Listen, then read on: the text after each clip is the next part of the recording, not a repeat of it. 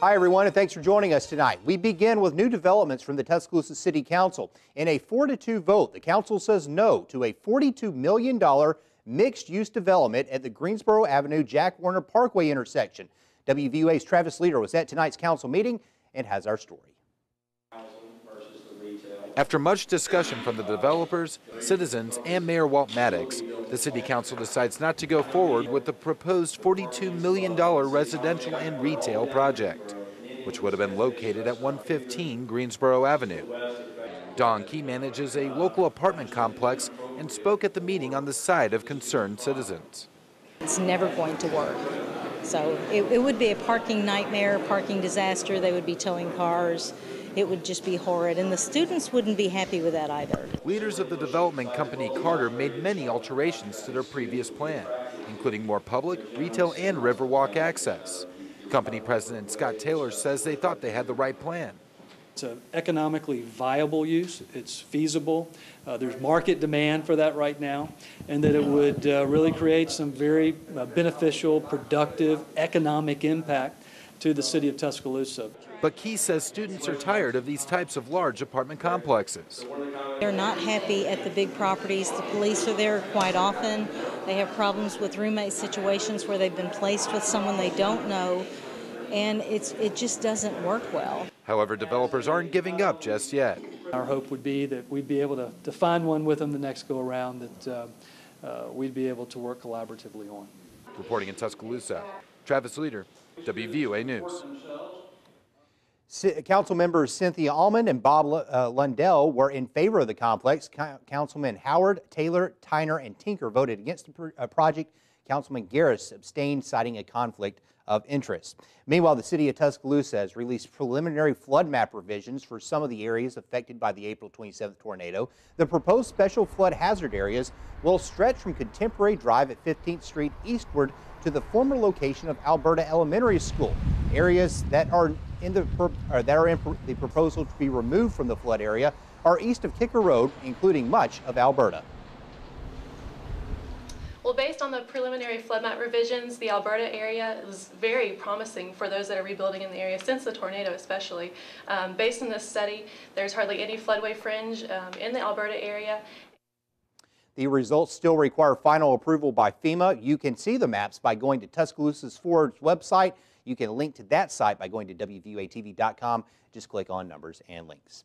Well, after last week's tornadoes, cleanup crews are expected to arrive in Jefferson County as early as Tuesday. The town of Center Point may also take advantage of equipment and manpower offered by neighboring cities. But Mayor Tom Henderson says the city also is soliciting bids from private contractors. Meanwhile, over in Trussville, Mayor Gene Melton also says his city plans to hire a private company to haul off debris. He estimates the expense will be less than $100,000.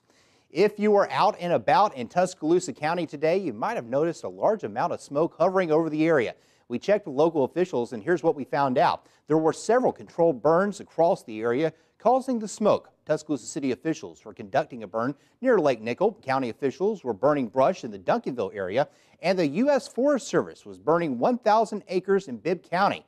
None of these burns were any threats to residents. Let's get a first check on Alabama's home team forecast. For that, we bring in Chief Meteorologist Richard Scott. Hey, John, good Tuesday night to you. Rain starting moving parts of our northwest counties now, especially north and west of the Hamilton area, and some showers, maybe an embedded thunderstorm back over Louisiana. This activity will all spread in here later tonight during the day on Wednesday. If you have travel plans outdoors, keep in mind a lot of rain going to be out there, so just take it extra easy on the roadways. Could have some heavy rain at times. Now, temperatures now getting cooler, 54 in Tuscaloosa, still 61 down the southwest over Livingston. The coolest temperatures by far over in East Alabama, Gadsden 45, Anniston at 47. Forecast for our Wednesday, temperatures back in the upper 50s by 9 o'clock in the morning. And again, showers are likely for much of the day. Noontime temperature around 62 and 67. At 3 o'clock tomorrow afternoon. Some heavy rain at times, but not an all-day constant rain. What about the rest of that forecast? And how about some even warmer temperatures? Your forecast is coming up. In your home team education watch tonight, taking steps to protect your children in school. After the April storms and the storms that swept through Alabama just last week, the Tuscaloosa City School Board is discussing putting safe rooms in schools. Superintendent Dr. Paul McKendrick says he would like the projects to get underway as soon as possible, and they would have to meet the state deadlines if they pass. McKendrick says he knows many students and parents have fears surrounding the weather, and he wants to have some sort of structure in place to provide security as well as peace of mind. If we can provide the structure and we've got a storm that is less than that, less than 100 miles an hour, you know, at least we've got a very good shot of protecting our kids, protecting our children. And McKendrick adds schools being rebuilt, such as University Place and Alberta Elementary, will be rebuilt with a safe room in them. The age your children enter school could be changing from 7 to 6 years old. State Representative John Merrill says if children are not reading on grade level by the time they are in 3rd grade, the likelihood a child ever reading on grade level diminishes tremendously. Merrill says the longer families wait to put their child in school, the bigger the risk of a dropout. Tuscaloosa City School Board members say they agree, and it's important for children to start school as soon as they can. Children who starts later in the year, they come into the system behind, and unfortunately that puts a strain on the teachers who have to remediate those children to get them up to speed with the other children while trying to balance not holding back the children who are already proficient and excelling. When you have a few that start and then a few that don't, that hurts us on the long run. So I think the sooner we can get them all in school, the better off we're going to be.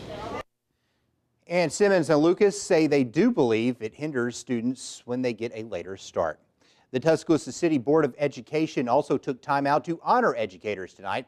Board member Sina Stewart says teachers are the ones who work with the students every day, and they need to be recognized for their hours of hard work. Stewart says by honoring the teachers, it keeps morale up. Teachers, feel like they have a gift and they are in that role for a very specific reason. I think that by showing recognition and our gratitude for that, though, that definitely is a boost for them. Meanwhile, in the Tuscaloosa County school system, the hunt for an interim superintendent is winding down. As we have reported, Dr. Frank Costanzo will retire in March, and the board is considering 5 names for that position. Those names are Dr. Vondra Beatty, former superintendent of the Walker County Board of Education, Dr. Richard Gardner, who last served as the superintendent in the Sheffield school system, Dr. Carlton Smith, who is the former superintendent of the Vestavia Hills BOE, Dr. Judy Stifel, the former superintendent of the Calhoun County Board of Education, and Dr. Joe Walters, the former superintendent in the Tuscumbia school system. According to the Tuscaloosa County School Board Attorney Ray Ward, the board has 180 days from Costanzo's retirement date to select a new superintendent. The Alabama Fire College in Tuscaloosa may be soon granted its independence. Legislation by 2 Tuscaloosa County lawmakers would separate the college from its affiliation with Shelton State, even though it would remain on the school's campus under a long-term lease. Governor Robert Bentley met with lawmakers, fire chiefs, and representatives of fire service associations in the State House about the matter. State Representative John Merrill says this will allow the fire college to better serve their students. It will give us additional accountability measures. It will give us greater levels of efficiency and effectiveness for the fire college to deliver their services to career firefighters and volunteer firefighters throughout Alabama. The fire college has been in Tuscaloosa since 1936 and was on the University of Alabama campus until it moved to Shelton State in 1980.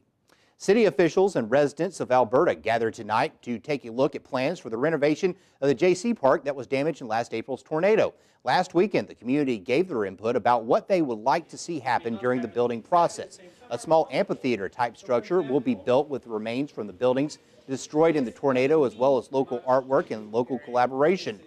Construction will take about a week and will be completed by the Pomegranate Company and the residents of the Alberta community.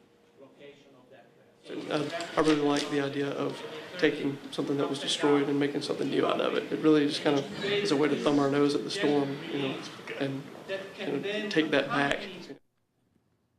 The amphitheater-type building will be completed by June 10th at the park in Alberta City.